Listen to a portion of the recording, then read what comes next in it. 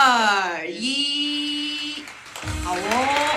2024虎头皮水雨绿永渡虎头皮10月13号登场。今次去年第一摆举办永渡虎头皮活动，以台湾第一水库的虎头皮风景区作为号召，800名家报名秒杀，反应相当的热烈。在民众热情的期待声中，今年市府观光旅局将再次举办，在2个体顶面做出大幅度的改善，嘛推出3种专属的特种游艇，同步来行销台南景点。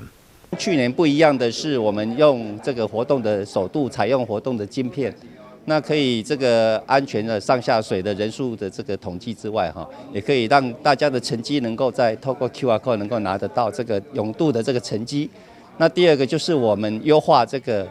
泳客的这个下水跟上水的平台那我们去年因为第一届这个比较仓促，那第二届我们参考这个国际的标准我们做了优化的这个工作。那第三个主要是我们今年搭配了这个泳渡来做这个2天1夜的这个游程。那希望来参加泳渡的这个选手也好，家人也好，能够一起来泳渡之外，也能够来参与游程，来畅游台南，吃美食，赏美景。为了让远透路来游客甲游客来台南虎头皮，不是只有再次挑战家己的泳渡成绩，感受到虎头皮水景的趣味以外，市府也规划构成巡礼、追剧地点的体验以及生态露营等3种游艇，欢迎大家把8月26到9月25的报名时间。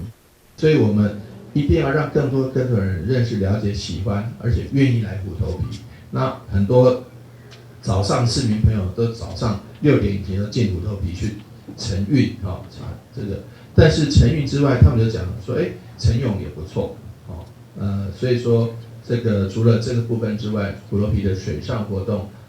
我们希望能够有更多的发挥。观光旅局表示，今年永渡虎头皮10月13号登场，报名费750块，也有100块的折扣，会当踅市集。且有意愿参加民众一定要量早报名，避免失机会。台南新闻阮吉采访报道。